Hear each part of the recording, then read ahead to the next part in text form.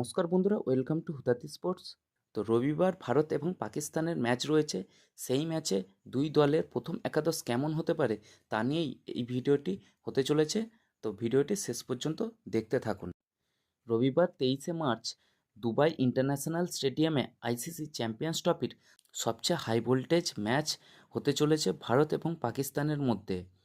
দুই দেশের মধ্যে রাজনৈতিক উত্তেজনার কারণে দুটি দল বহুকাল দ্বিপাক্ষিক সিরিজ খেলে না। শুধুমাত্র আইসিসি বা এসিসির কোনো টুর্নামেন্টে মুখোমুখি হওয়ার সুযোগ পায়। টুর্নামেন্টের উদ্বোধনী ম্যাচে নিউজিল্যান্ডের কাছে 60 রানে হেরেছে আয়োজক দেশ পাকিস্তান। ফলে আর একটি ম্যাচ হারলে টুর্নামেন্ট থেকে পাকিস্তান কার্যত ছিটকে যাবে। অন্যদিকে বাংলাদেশের বিরুদ্ধে ভারত 6 উইকেটে জিতেছে। রবিবার পাকিস্তানকে হারিয়ে তারা সেমিফাইনাল নিশ্চিত করে ফেলতে চাইবে। দুই চিরপ্রতিদ্বন্দ্বী দেশ 2017 সালে চ্যাম্পিয়ন্স ট্রফির ফাইনালে মুখোমুখি হয়েছিল, যে ম্যাচে পাকিস্তান 180 রানে বিধ্বস্ত করেছিল ভারতকে। এবার বদলা নেয়ার পালা টিম ইন্ডিয়ার। আর এই বদলার ম্যাচে কী একাদশ বেছে নেবে ভারতীয় দল? তবে পাকিস্তানের বিপক্ষে ম্যাচে ভারত তাদের ব্যাটিং অর্ডারে সম্ভবত কোনো পরিবর্তন করবে না। রোহিত শর্মার সঙ্গে ওপেন করবেন শুভমান গিল।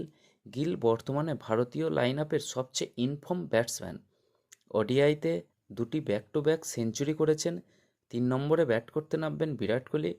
ওডিআইতে ইতিহাসের দ্রুততম 14,000 রান করার জন্য তার আর 15 রান প্রয়োজন।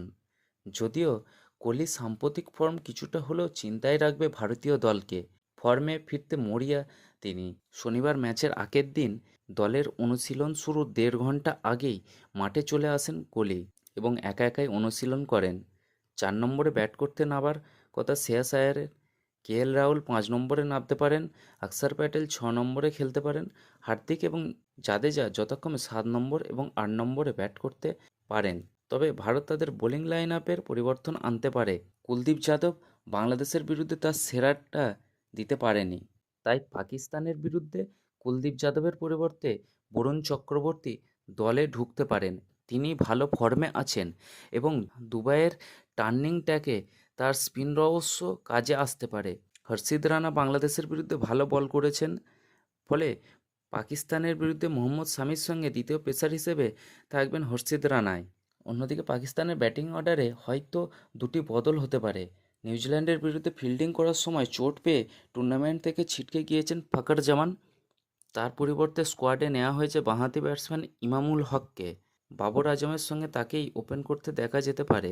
এছাড়া ভারতের বিপক্ষে দলের ব্যাটিং ইউনিটকে শক্তিশালী করতে তৈয়ব তাহিরের পরিবর্তে কামরান গুলামকে একাদশে অন্তর্ভুক্ত করা হতে পারে।